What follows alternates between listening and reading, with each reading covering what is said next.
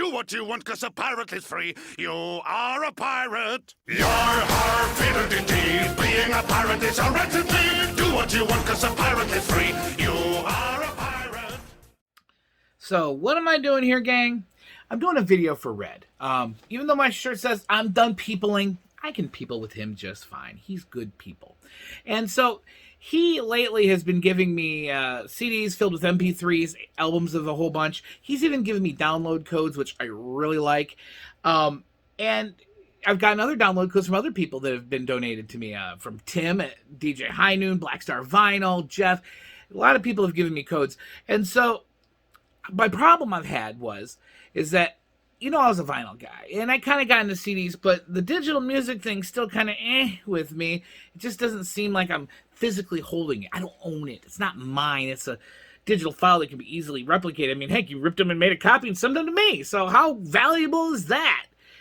But the problem is I have all these files, and I can listen to them on my TV and my computer, but I got these little speakers. They don't sound that good. I got really nice stereo system on my amp. Now, I could take the audio out from the back of my computer and go all the way across the house over to my amp or rearrange my... I'm not doing that. That takes effort and work, and I'm fat and lazy, and that's going to be picking up and moving crap. Hell no! What I decided was, well, why don't I take those songs and burn them onto a CD? Right? That way I can take the CD, put it in my player over there. Now, that's great, but then I started thinking... You guys have saw me in the past with my rescue CDs. I get Lonely Boy CDs, just a CD. There's no case, and I get a new jewel case for it. I recreate the artwork for it. Well, if I do that for those, couldn't I do that for my burnt CD as well? And then I thought, well, I could do that. That sounds good. But instead of having them in the MP3 format, which my player will recognize, Bree's CD player upstairs doesn't. And there's a lot of other CD players that don't read MP3s. So what I've been doing is getting his files that he's given me, converting them into WAV, and then burning them onto a CD, and then recreating the artwork.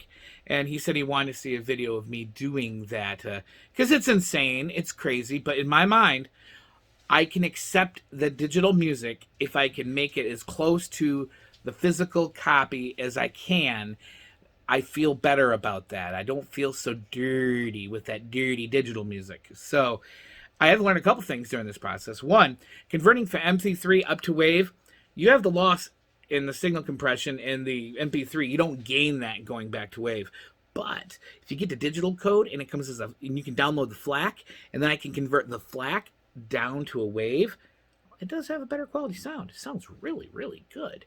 Not as good as the FLAC by itself, but hey, it works. WAV files are quite a bit bigger. Instead of being a 3-4 megabyte song, it's a 30-40 megabyte song. There's a lot more data there. So I'll go through the process just real quick and show you doing one of them that I've done. Right now, he gave me a digital code to Steve Perry's Traces. So let's go ahead and pirate/fabricate or do what needs to be done to make Steve happy. And this is what makes me happy. It's rescue music. I'm still doing what I do. I rescue vinyl, I rescue CDs. Now I'm rescuing digital music. Listen, I know I'm crazy. Don't have to tell me I am. But this is what I like to do. So take a look. Well, step one, of course, is getting the music. Red got a hold of me on Facebook and just took a picture of his card with the access code. Of course, I went to the website, downloaded it, downloaded the FLAC version and the MP3 version. I went ahead and took those FLAC files and converted them into WAV. There's many websites that can do it. There's this one called freeconvert.com. I converted them into, like I said, both WAV and MP3. And you can go change all the different kind of conversions there. There's another website here called Convertio. It does the same kind of thing. Some of these you can only do 2 or 3 at a time. And so I've got a few websites that I'm doing on there. But in the end, all together, I do have here all 10 songs from the album, Steve Perry Traces, WAV converted. But anyway, so that's all that. And really, let's be honest, you guys should, pretty much at this point, you're grown adults. You know how to burn something onto a CD, I would assume, right? I would go over here, open up my little player, my computer, put the little disc in, put this off to the side. Bum, bum, bum, bum. And then hopefully it'll burn an audio CD. And then in the little box here, I'll take all those songs here. Make sure they're in order, which sometimes they're not. There's 1, 2, 3, 4, 5, 6, 7, 8, 9, 10. Bam. And then I just hit burn. Really that simple. Now they're WAV files just like on the original CD, and they're going to be put back onto a CD. Now, before I start working on the artwork, there is another step that is kind of fun. I don't know if you guys are familiar with, but I have an old computer, an old HP that I'm working on. They actually have something on it called LightScribe. If you don't know if you're familiar with LightScribe, but that's those discs where you can actually etch and burn images, pictures, and words onto the back and label them.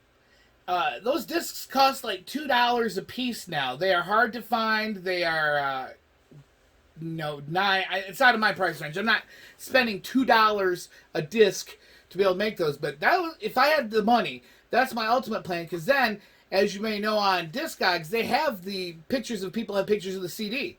And yeah, I would love to do that. But I don't have that ability right now. So let's go ahead and, while that's burning, start the process of getting the artwork for it while it's burning. Piece of cake, we just go to our good friend Discogs. Hey, Discogs, how you doing? Bootity bootity boop. Let's click in here and let's do Steve Perry Traces. Alright. There it is. Let's go to... Oh, there's a CD, but it's the Digipack. Boo, boo. We don't like Digipacks. We like jewel cases. It's another thing. If I have Digipacks, I'll actually still make a jewel case for them because it doesn't feel right to me. Well, let's go to the European version. Let's see the release of that. Nope, that looks like it's a Digipack too. So far, I'm 2 for 2, but I'm not going to give up hope. Hey, there's one here that says Jew. I don't think that means Jewish. That probably does mean jewel case, but is it in Spanish? Oh, they don't have a good picture here. Boo! So let's just keep going through the list here. I'm sure I'll find a good copy of the artwork here. Yeah, y'all think these Digipack things is good, man. No way. Digipacks suck. It's all cardboard, and they got all... It just don't stay good, and I don't know. You guys tell me in the comments, are you fans of Digipacks or not? Because I certainly am far from it.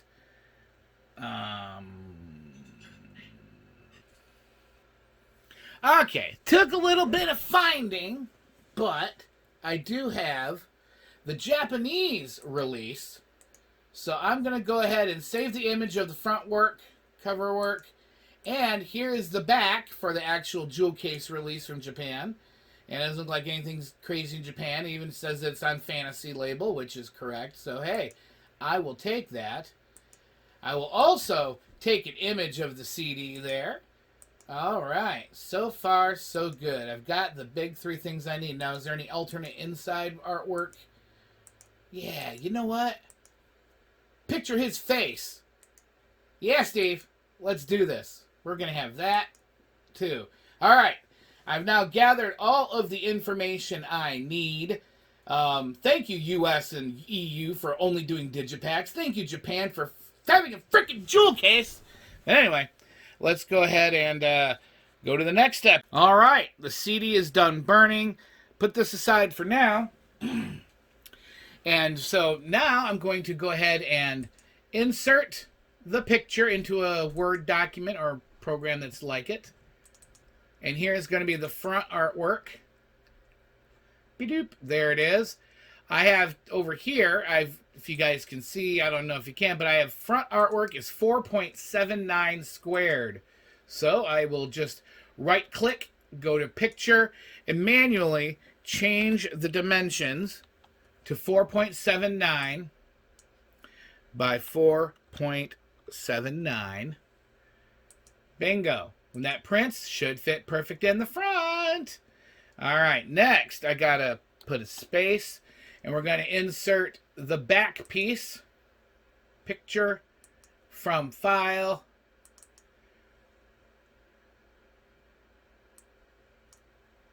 and I'm going to put that on a second page. I don't know if it'll fit on there. No, it didn't think it would. All right, right click, picture. And this one we're going to do 5.95. Oops, bang the camera, Steve. That helps. People love seeing it shaking. By 4.6.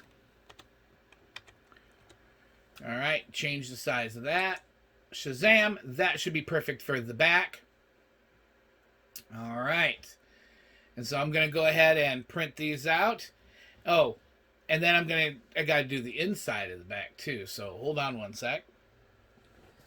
All right, so let me go ahead and get the picture from file of that nice picture, Steve Perry there. And we know that the width is 4.6, but the length I'm going to change to 5.5 instead of 5.95. Reason being is this doesn't have those little ends that floppity flop up, and so that would be the right size for it.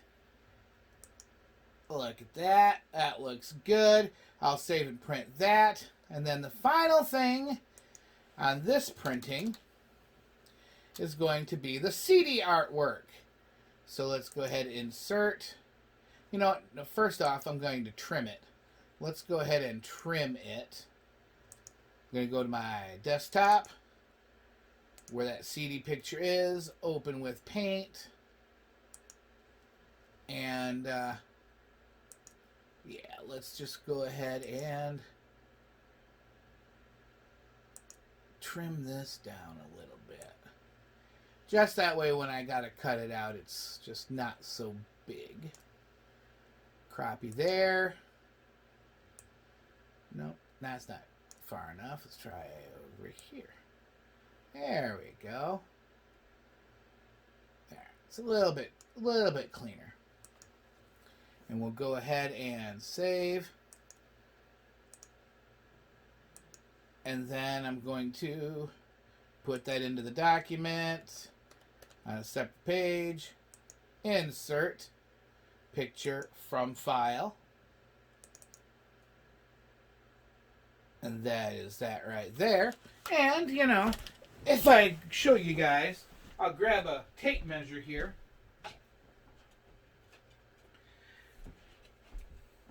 You got your CD. If I go straight across the middle of the CD, right across the middle exactly, see if I can get it on camera, you'll see that it is almost exactly 5 inches. It's actually 1/8 of an inch under 5 inches. So, what I can do with that, let's take a look on here. And let's see here. That's why I trimmed it so close to the edge here. See where this margin is here is where 0 is. So if I make this side go out to just under 5 inches, and then I circle it up, make it nice and round. There. Let's take a look at this side. This side here has to be, it's a circle. So I want that the 1 dot before the 5. So 1 dot before the 5. Almost. Another little itty bitty bit. There we go. And then this one's 1 dot before 5. Boom, there we go. So when I cut this out, it should be exactly the size of the CD. All right, let's go get these printed. Okay, print it up. There is the CD. If you look here, look at that. And if as I cut it out, you'll lose a little bit of border. Perfect size. Perfect. The inside of the back of the CD. And what I did was I printed up 2 of this. One for the outside of the front, one for the inside of the front. So you can see there's 1 copy, 2 copies. And then the actual back itself. Let me go ahead and cut these out and be right back.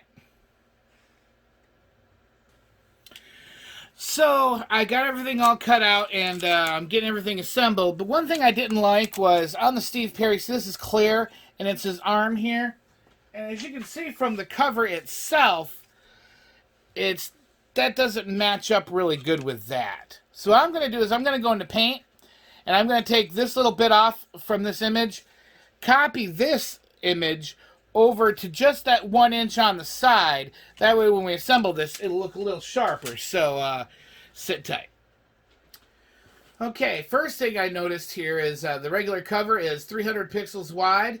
The picture of Steve over here is actually 600 pixels wide. So I'm just going to do is I'm going to go ahead and resize this and blow it up another 100%. So we'll go to 200%. That way they're the equivalent size. Shazam, like that. And then I'm going to go ahead and cut off about, what do I think? I'm trying to look at the CD case here to see how much that really is. It looks as though it's covering, going over to just after the windowsill and his arm, which is right about there. So it'd be 1, 2, 3, 4, 5. So I'm going to go to 1, 2, 3, 4, 5. All right. I'll just take that section, select all. Oops. 1, 2, 3, 4, 5. Come on, Steve. Try to get professional here. But you're not a professional. You're just a dork. I know. All right. Right click. Copy. Go over to this one. And paste. There we go. And let's just go ahead and square this up with a nice crop. Now I'm going to save that. Print this up, and this should look a lot nicer under the CD case than that. All right, let's do that one. Oh, and a little thing. If you weren't sure if you get the dimensions right for the CD label, my CDs that I buy come a little spindle, and that spindle had one of these on the top of the spindle. And if you put one on top of each other, it's exactly the same size, and you got a perfect template to cut out your label. Now for some glue stick. And here we are, final results. Steve Perry's Traces. Look at that. See the back there? You open it up. Got that. Here's the CD. Look at that. And then the inside border. And you'll notice how I did that printing. I did that a little bit there. So when you close it, oh, look at that. It looks nice. Seriously. Could have bought this at the store. I would think. Look at that. Pretty, pretty, pretty. So there we go. This is what I'm doing with my digital music. Makes me feel like I actually own it and I got a physical copy. I feel inside this crazy numbskull brain that I got a brand new CD. All right. Thank you, Red. And I got a whole bunch more I got to do to add to the collection. I mean, as far as I consider, they are the real thing. Good as new. Yeah! Yarrr, fiddle-dee-dee, being a pirate is a wretched deed. Do what you want, 'cause a pirate is free. You are